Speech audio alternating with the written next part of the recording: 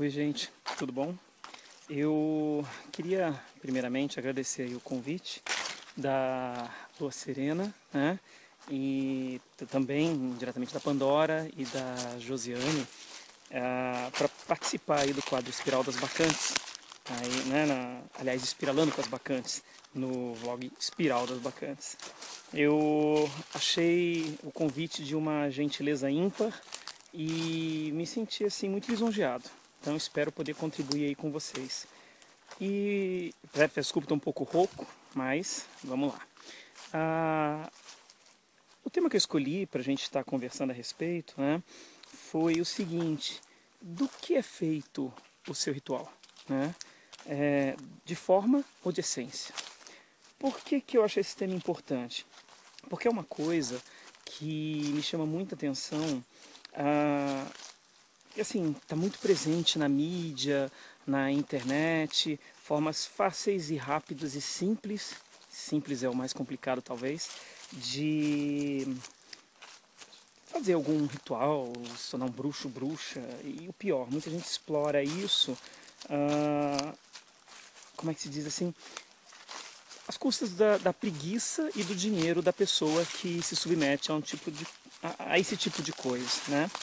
Mas o que exatamente que eu estou falando, né? A que eu estou me referindo exatamente? Talvez vocês já tenham visto alguma coisa mais ou menos nesse molde. Vamos lá. Meu amigo, minha amiga, você que está em casa, boa tarde. Hoje nós vamos ensinar você a fazer um ritual para conseguir. Para isso, pegue um prato de cor branca e pegue velas da cor. Aí você vai colocar assim bem em círculo no prato, e aí por cima você vai jogar, sempre mentalizando a sua intenção. E aí você vai pegar aquilo, deixar as velas queimar até o final, e aí quando acabar você vai entregar aquilo para a natureza. Sempre lembrando, meu amigo, minha amiga, que essa semana o número dela é, que a cor da sorte da semana é, e que o anjo regente dessa semana é o. Fiquem em paz. Pareceu familiar? Então, acontece muito, né? A minha pergunta é a seguinte: como eu disse, do que é feito o seu ritual, né? Você se pergunta quando você faz esse tipo de coisa, para que você faz? Ou por que você faz, né? São perguntas diferentes. Quando a gente pergunta por que, a gente quer saber qual é a causa, qual é a origem disso, né? E quando a gente se pergunta para que, a gente está querendo saber com qual o objetivo, qual a finalidade de eu fazer isso. Essas perguntas eu acho que são essenciais quando você começa sequer a pensar em fazer um ritual qualquer, montar alguma coisa.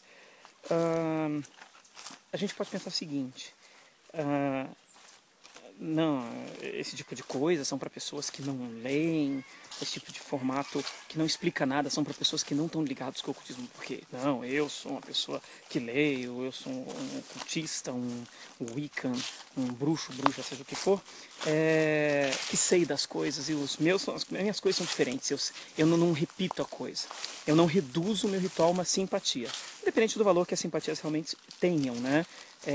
Mas, pelo menos na minha visão pessoal, uma simpatia é uma reprodução mecânica, né? Não se refere ao. Não faz uma ligação com um conhecimento conceitual simbólico maior.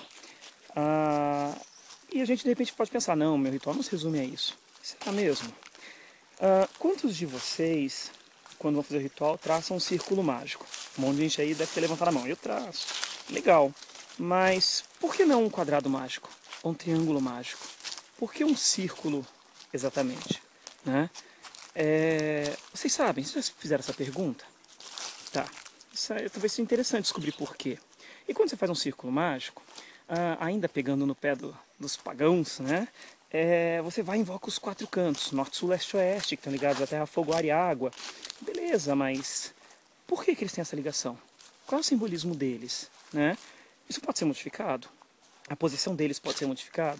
Ah, não, o ar é no leste e tudo mais, blá blá blá, norte é a terra, né? Tem certeza? Só existe essa maneira de ver? E por que existe as outras? E por que existe a sua? Aí vem também um outro ponto que eu acho muito curioso, né? Eu tracei meu círculo, invoquei os 4 cantos e vou fazer um pentagrama de invocação, de banimento e tal. Para quê? Qual é a ligação desse pentagrama com os pontos cardeais que eu estou usando, com os elementos que eu estou usando? Existe alguma ligação? Mas peraí, o pentagrama tem 5 pontas, são 4 elementos, por que a quinta sobra? E por que o pentagrama de invocação é traçado assim e o de banimento é traçado assim, né? Você já parou para se perguntar de onde vem esses traços que você faz com Atami, com o dedo? Aliás, com o dedo ou com Atami, para que o Atami? O que ele representa? Então, eu acho que essas perguntas são muito pertinentes, né? São perguntas que todo mundo precisa se fazer, todo mundo precisa ter essa compreensão na hora de planejar o seu ritual. Para que isso? Né? Eu tenho amigos aqui no mato. Para que isso? Né? Para que esse pensamento todo? Porque é o seguinte, existem muitas religiões por aí que tentam ensinar para as pessoas, religiões, principalmente religiões seculares, né, que são as religiões já estruturadas, com procedimentos, dogmas, etc., elas tentam ensinar para você qual é o melhor caminho para você atingir a sua iluminação. Né? E assim, você acaba repetindo uma série de fórmulas, uma série de palavras, uma série de orações, sem saber por que você está falando aquilo, porque você está reproduzindo aquele padrão. Pensa assim, se você fosse uma divindade qualquer, pensa em você como uma divindade. Aí vem um caboclinho lá, um seguidor, qualquer coisa, um bicho em mim, vem um seguidor, qualquer coisa, e resolve repetir um versinho, que ele chama de oração, 30 vezes para obter a salvação. Você se comoveria? Né? Ou ele resolve louvar você repetindo a mesma coisa 30, 50 vezes. Ou falando em línguas que ele não conhece, ele, por exemplo, fala em grego, né? Recita alguma coisa em grego, nem ele sabe grego, né? Ele mal sabe o significado que ele está reproduzindo. Você, como você se conhece, você acha que isso te comoveria de alguma forma? Isso te faria salvar a pessoa, vamos dizer assim, né? Desculpa, mas a mim não. Eu acho que as ações dela e o que ela tem por trás, o que ela tem dentro dela, que fariam a diferença. Então, essa é a minha pergunta, né? Fica aí essa pergunta para vocês. É importante a gente saber o que está por trás de tudo que a gente faz, né? E eu estou dizendo isso porque enquanto as pessoas cismarem de repetir fórmulas que encontram em livros, até livros de ocultismo, né? A pessoa lê lá, pegue, sei lá, uma rosa e uma vela de tal cor e queime tal incenso de tal erva no dia tal, na lua tal.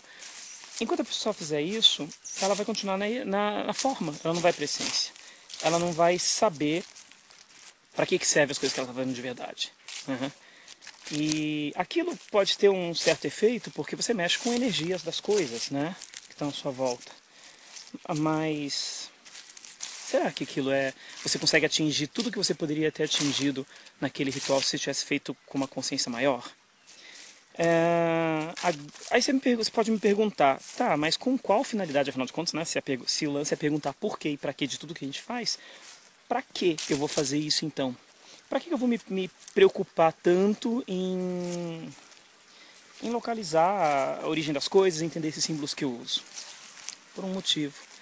Quando a pessoa ela se propõe a estudar ocultismo, ela se propõe a ser um mago, um bruxo, uma bruxa, ou seja o que for, ela busca crescimento, ela busca independência, autonomia, libertação de determinadas formas, né, do nosso mundo. E você nunca vai ter autonomia, você nunca vai ter essa independência que você tanto busca, essa elevação espiritual, enquanto você deixar as pessoas dizerem para você a forma com que você vai fazer as coisas, né, dentro do seu ritual. Né? enquanto você não entendeu por que você faz as coisas. Agora, no momento que você entende, você pode criar, você pode renovar, você pode adaptar situações à sua necessidade e à sua maneira de agir. Então é para isso, para você desenvolver principalmente autonomia e senso crítico, que você vai acabar não usando só no seu círculo mágico, você vai acabar usando essa autonomia e senso crítico em N outros setores da sua vida. E aí sim você vai notar que você teve um crescimento muito maior do que quando você estava naquele estágio que você entrava numa livraria, pegava um livrinho de ocultismo e se encantava com um livrinho cheio de rituaizinhos ou feitiçozinhos para serem feitos à luz da lua cheia ou da lua minguante, né? Quando citava, sei lá, Lilith, Hecate, e você falava, nossa, que nomes legais, sem ao menos saber a que panteão elas pertencem, né? Ou qual é a função delas, ou o que elas protegem ou regem, entendeu?